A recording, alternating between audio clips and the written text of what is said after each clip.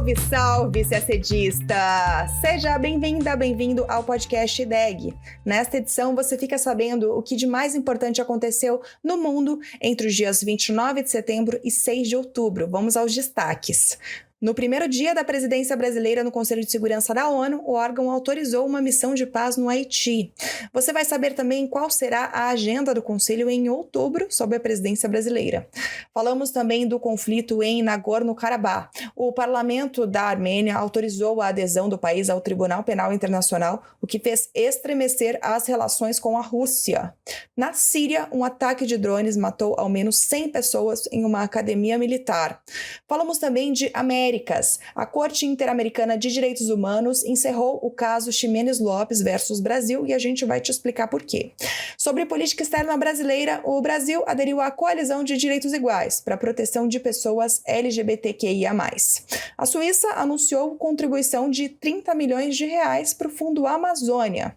E o Prêmio Nobel da Paz foi para a iraniana Narges Mohammadi, uma ativista de direitos humanos presa em Teherã.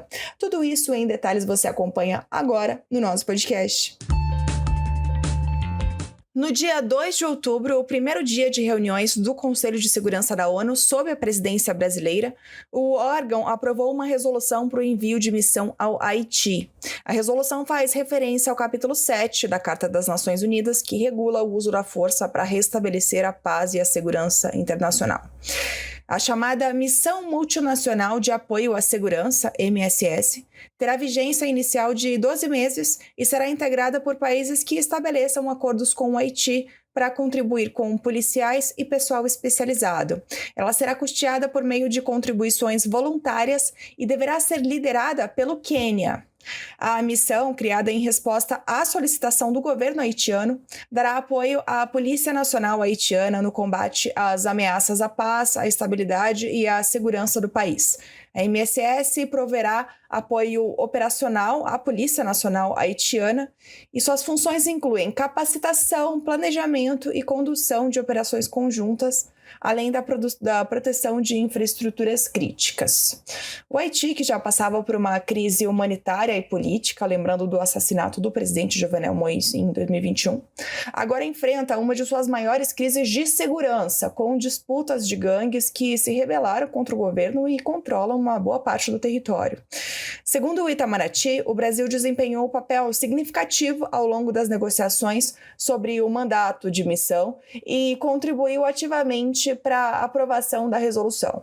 Lembrando que o Brasil tem fortes laços com o Haiti. Liderou a missão da ONU anterior, a MINUSTAH, que era bem mais ampla, entre 2004 e 2017, e realiza diversas parcerias de cooperação técnica com o país. Voltando ao Conselho de Segurança, além de autorizar a criação da MSS, a resolução ampliou o embargo vigente à transferência de armas e munições ao Haiti, exceto quando adquiridas pelo governo haitiano ou autorizadas pela ONU. A resolução sublinha a importância de soluções políticas para as causas profundas da instabilidade no Haiti e enfatiza a necessidade urgente de alcançar amplo consenso político para a realização de eleições gerais assim que possível.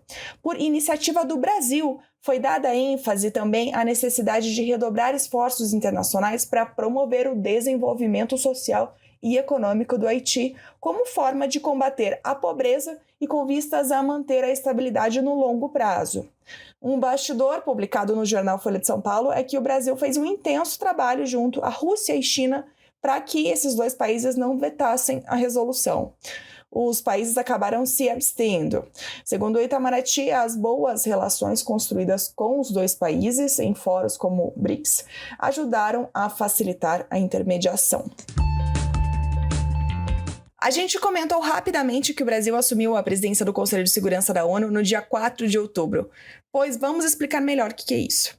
A presidência de turno no Conselho é rotativa. A cada mês, um dos 15 membros do Conselho assume a presidência e fica assim encarregado, por exemplo, de organizar e presidir reuniões, definir a agenda, comunicar acordos, supervisionar possíveis crises e redigir resoluções. O Brasil presidirá o Conselho durante o mês de outubro pela segunda vez, desde o início de seu 11º mandato, que ocorre entre o biênio 2022 e 2023. O Brasil, vale lembrar, é o país em desenvolvimento que mais vezes serviu como membro não permanente do Conselho de Segurança da ONU. O Itamaraty publicou nota com as prioridades do Brasil e a agenda do Conselho durante sua presidência.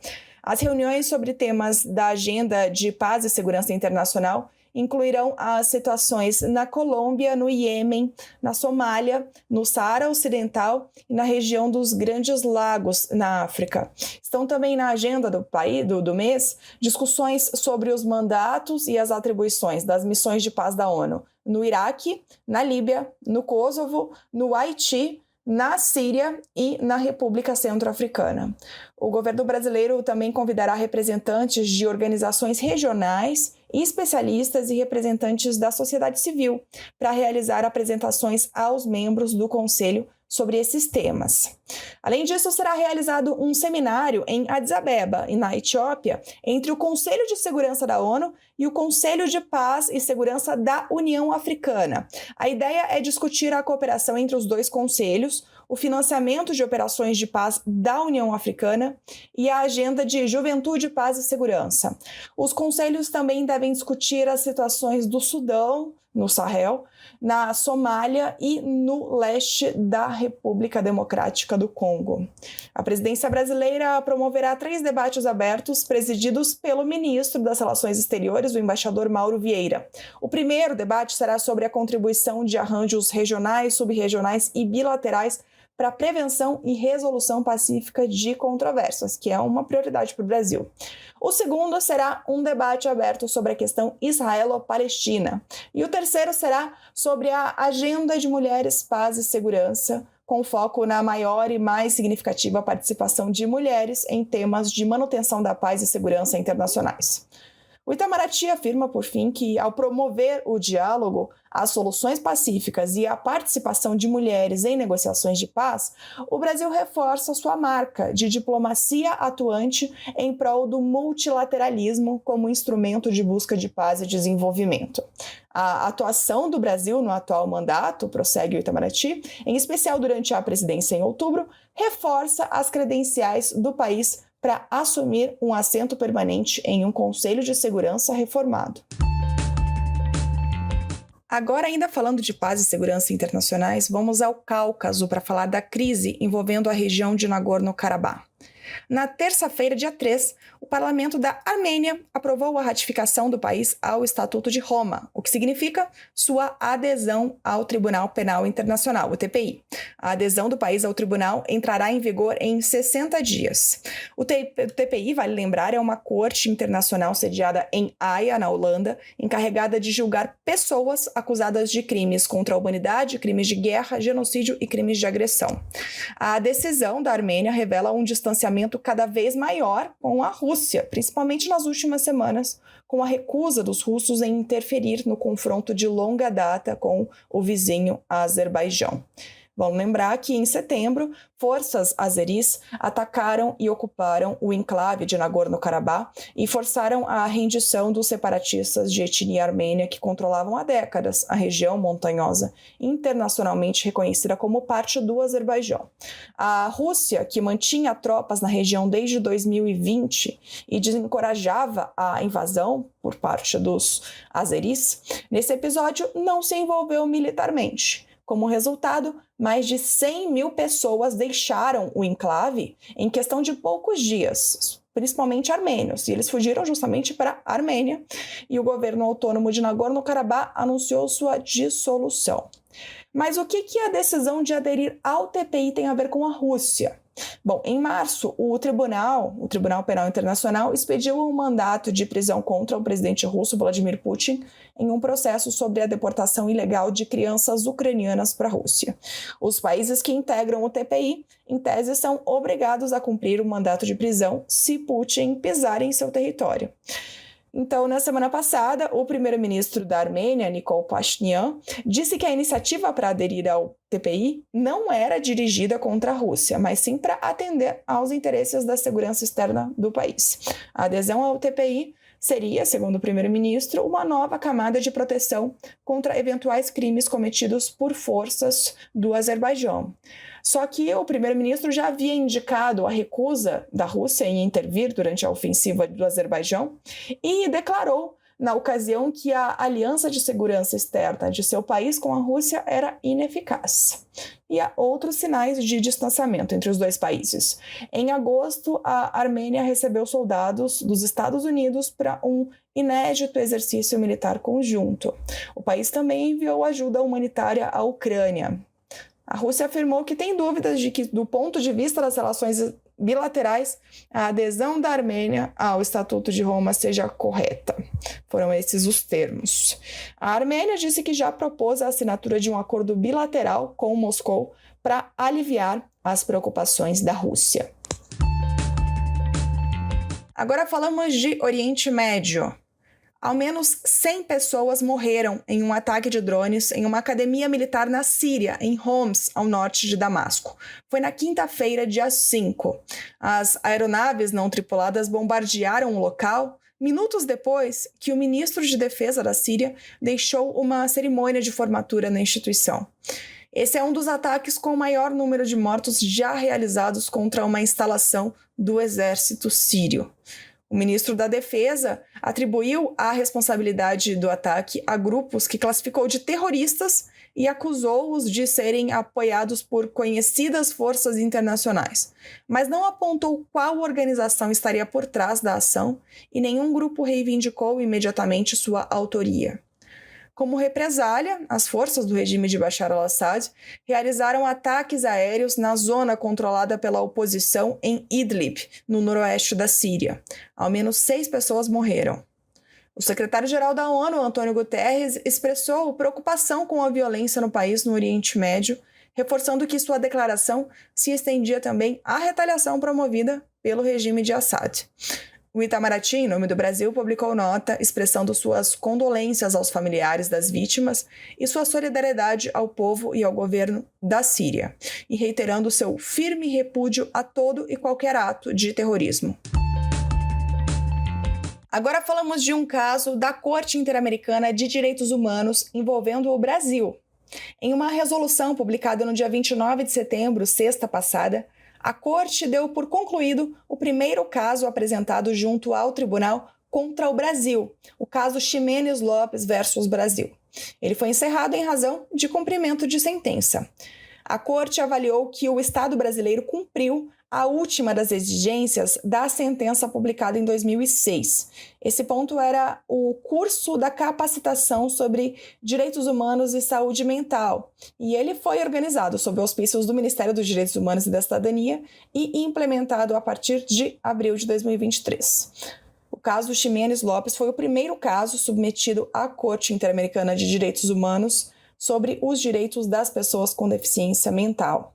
Na sentença, a Corte Interamericana reconheceu que o Estado brasileiro foi responsável pela morte e pelos maus tratos infligidos a Damião Ximenes Lopes, quando ele foi internado em um centro de saúde sob cuidados psiquiátricos, e pela ausência de devida investigação dos fatos e punição dos responsáveis. A Corte Interamericana de Direitos Humanos é um órgão judicial autônomo responsável por aplicar e interpretar a Convenção Interamericana sobre Direitos Humanos, ou Pacto de São José da Costa Rica. O Brasil ratificou o pacto em 1992 e reconheceu a competência obrigatória da Corte em 1998. Ainda falando de direitos humanos, no dia 4, quarta-feira, o Brasil aderiu à Coalizão de Direitos Iguais, uma aliança intergovernamental de estados comprometidos em pôr fim à violência e à discriminação contra lésbicas, gays, bissexuais, transgêneros, intersexuais e outras identidades de gênero e orientações sexuais em todo o mundo. A coalizão é atualmente composta por 43 países.